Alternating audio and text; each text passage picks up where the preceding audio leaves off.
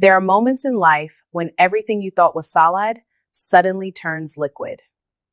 Moments when the ground doesn't shake, it simply disappears. This story begins in one of those moments.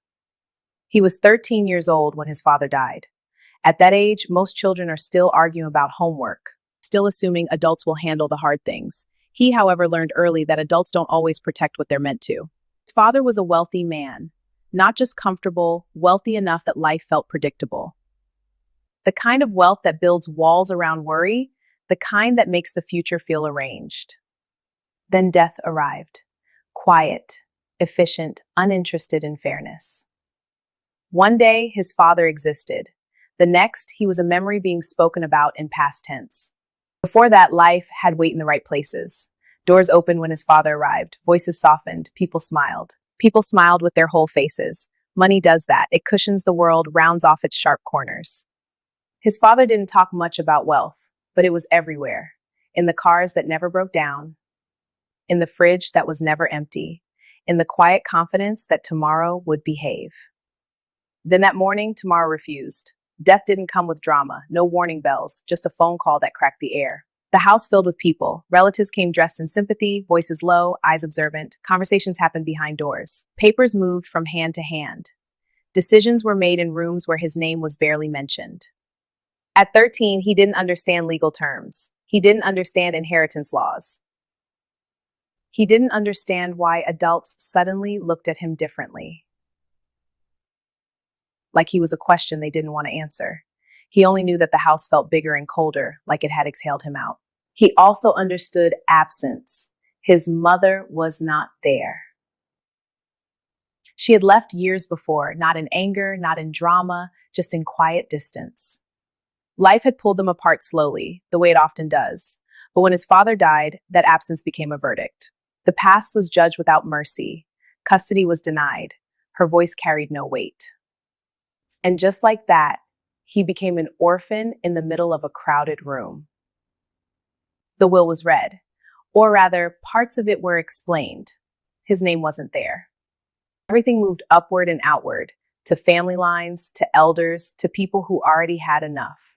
He learned an early lesson that stayed with him for years. What isn't written down doesn't exist. Nothing was left for him. At 13, he learned that silence can inherit everything. His stepmother took him in. On the surface, it looked like kindness. A roof, a bed, food on the table. But belonging is more than shelter. In that house, he learned how to take up as little space as possible. He learned which questions not to ask. He learned that gratitude was expected. But protection was optional.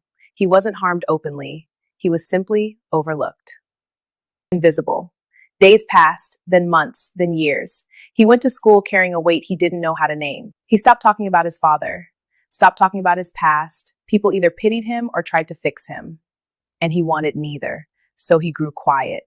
At night, he replayed memories like proof of existence. His father's voice, his laughter, the way he used to say, "You'll be fine." Those memories became anchors. When the world treated him like excess baggage, he reminded himself that once someone had planned a future with him in it. Time, relentless and indifferent, moved forward. He grew older before he grew older. Responsibility came early. Trust came late. He learned self-reliance not because it was empowering, but because it was necessary. By the time he was legally an adult, he had already learned how to survive disappointment, exclusion, and quiet grief. When he finally left that house, there was no ceremony, no speeches, just a door closing behind him and the familiar feeling of walking away alone. Life didn't become easy, but it became his. He worked jobs that didn't care about his past. He tried again. He learned that dignity doesn't come from inheritance, it comes from endurance. He built slowly, patiently, without applause. Years later, in a small space he earned himself, he understood something clearly for the first time. They took the money. They took the property. They took the future they assumed was guaranteed. But they couldn't take what grew in the absence. They couldn't take the resilience formed at 13. They couldn't take the wisdom earned too early. They couldn't take the strength that comes from surviving erasure. His story wasn't about reclaiming wealth. It wasn't about revenge. It was about refusing to disappear.